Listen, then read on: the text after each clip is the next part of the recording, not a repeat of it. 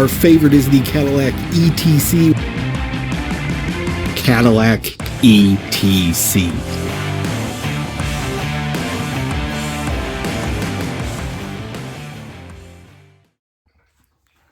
Hi guys, this is Jill and Mike from Cheap Thrills. Obviously the beginning of this video was all in good fun, but I will say when I read that comment, it did kind of motivate me to start filming again. So it's definitely been about 5 years since the last footage when we were doing an engine swap with the Eldorado. It is me who has to film everything because Mike's busy being the mechanic, and we just got busy doing the stuff and I let it fall off. I don't even know where the footage is anymore, but obviously we gave you some evidence that we succeeded in our goal. We've done a whole lot of stuff since, and I guess I'll let Mike introduce you to more of our new stuff. Well, just to reiterate, when you're two people, when you're actually trying to go to a bunch of races and get cars ready and do that, the filming takes a backseat to what you're actually doing, because when you're trying to be competitive, you have to put a lot of energy in that. A lot of the other teams we compete against have 5, 6, 7, 8, 9, 10 people. So only having 2, it's a little difficult. So we kind of prioritize doing a lot of the things. But now we realize it's really important for us to kind of take you guys on along. And like she said, we got this candidate behind us. We're going to do a good job of trying to film the whole thing all the way through. So the new project that we're working on is actually a NORTHSTAR Fiero swap. Yeah, so we actually have 2 of these cars, and the first one was just so nice that we couldn't, and it was a manual, we couldn't fathom taking it apart since it was in really good shape. So the logical thing to do is go buy another one, because that's what smart people do. We have it right here. We'll go into detail in just a minute with it, but it actually already had a kind of failed 3.8 swap. We did get it running just because, why not, before we rip it out of it. So we have the donor car already, and so we're gonna get this project underway.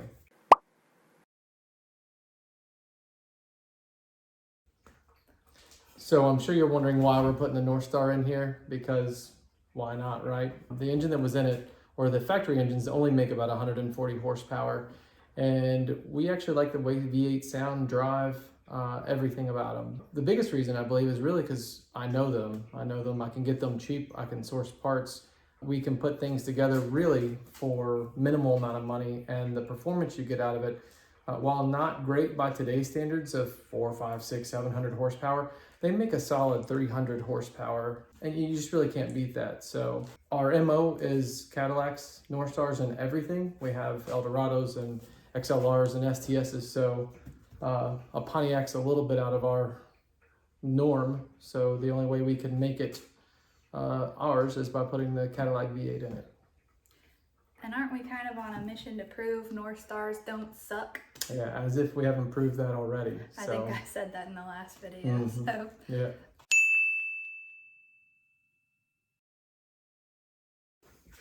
So to be honest, if we were trying to do the maximum performance, we would just do an LS4, because it's easier, I won't say it's cheaper, but they are actually becoming pretty plentiful in the junkyards. We race with lemons, and they kind of frown on, I would say, higher performance that actually cost more money. So the NORTHSTAR has a bad reputation, which is kind of somewhat undeserved. So our biggest thing is to actually go out there and prove that you can actually spend very little money on a race car and actually be competitive and have a lot of fun. So And isn't LS swapping what everybody does? pretty much. It's Why do we want to be like everybody else? well, it is kind of cool, but No, it's not.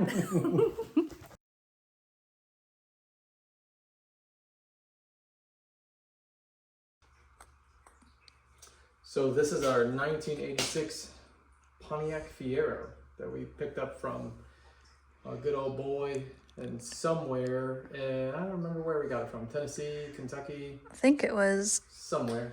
deep into Indiana. Yeah, well, it had a lot of story to it. It didn't have the title, maybe had the title, might be able to get the title, couldn't get the title.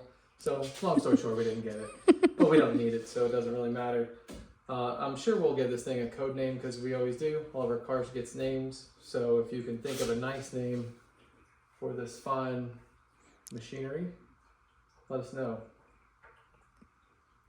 So when you buy one of these cars, it's difficult to see what you're getting because they're plastic. So you look at it and you think, oh, this one's pretty nice. It's not that rusted.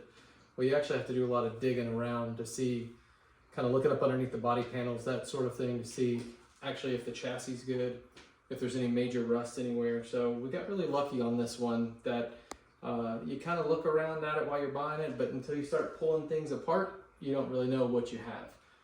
So we can kind of just walk around this one and kind of show you that a lot of things, while it is dirty because we haven't done anything with it yet, you can just kind of walk around and see a lot of there's very little rust on it anywhere actually. We'll try to move the light around because it is late in the garage and we have a lot of our parts that we've been working on, but you can see the chassis is in pretty good shape, nothing major, no, we had a little bit of surface rust, but nothing that we can't just lightly sand and repaint. Same thing, we pulled the interior apart. We'll kind of go through that. You can see some residue where the carpet backing was on there. But once again, floor pan's really solid. Dirty right now, but no rust. So once again, that's very, very lucky since we only paid $400 for this. Wouldn't it? Hilarious. All right, tell me when you're filming. I'm filming. So easiest way to film this is from the inside out. So I'm gonna pass this back to her so she can, I'll hold the light. But once again, you can see the firewall there. We've already cut a hole in it so we can pass our big wiring harness through it. But once again, really no major rust. We've already put some Pour 15 on it. Got rid of any kind of surface rust that we had. And you can see it actually looks really nice.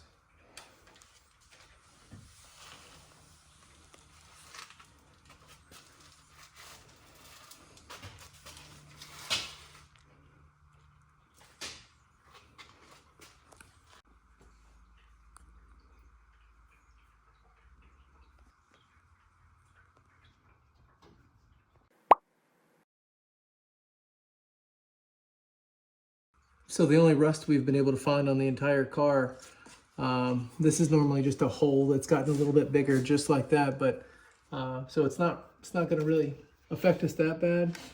But what we do is we actually take an acid, put it on there to kind of neutralize the rust, and then we'll sand it down real good and coat it with some more paint over rust and rust converter.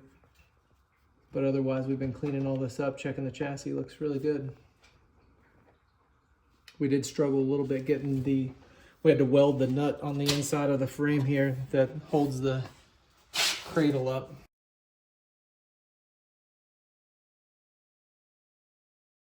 Because it was just spinning on us, but so we welded the nut to the chassis so we could get that apart easy.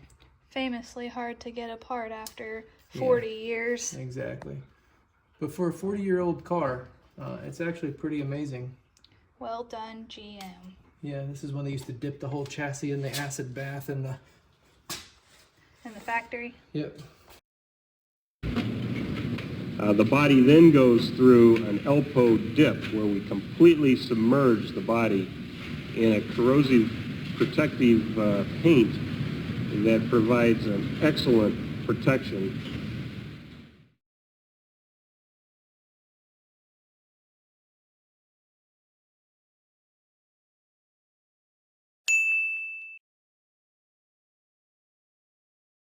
So just to give you a rundown of kind of how we're going to attack this project. So obviously we have to do something with wheels and tires and brakes because on our other cars we'll show you some other videos we have. We always do brake upgrades, so we have to do something with this too, especially since we're going to be putting a V8 in it. Obviously we're going to give it a nice paint scheme. This is kind of maybe something we're thinking about. We might do some bronze rims. We don't know. We'll have to get some opinions on what we should do with that. We basically have two different ideas of what we could make it look like, so maybe everyone can vote on it. Which way we like it better. Because actually, even though we like the racing aspect of it, we're actually just car enthusiasts, so having a cool look to the car is just as important as having it be fast around a racetrack. So once we do the brakes, tires, obviously you pan over here, there's videos on all these other things, but out with the old, in with the new. When we put double the horsepower that this came with from the factory, obviously we have to update everything else. So suspension, but we do that on the cheap. So we're not gonna spend a lot of money on coilover this or that. We're gonna see what we can get from other GM vehicles that we can retrofit to fit on here. That's the fun part of this project, is seeing how cheap we can get something put together and how well it does. So like Mike said, we're car enthusiasts. We have an extensive, and some would call it an eclectic car collection. So one of the videos we want to do soon is just an introduction of all the different vehicles we have. I know that it's 10 or 15 plus. We really need to get a list together. So well, we do have a range of vehicles, from some that were generally a little bit nicer, newer cars, but we also have some that we picked up for very little money that actually are just as much fun as the nice things. So I think there's something that everybody's gonna like. And you know we always have to have a lot of Cadillacs, so please stay tuned. We'll see you soon. Bye.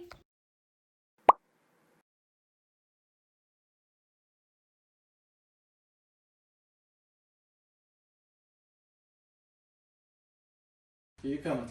All right, we gotta do the countdown. From 5? Yes. 5, 4, 3, 2, 1.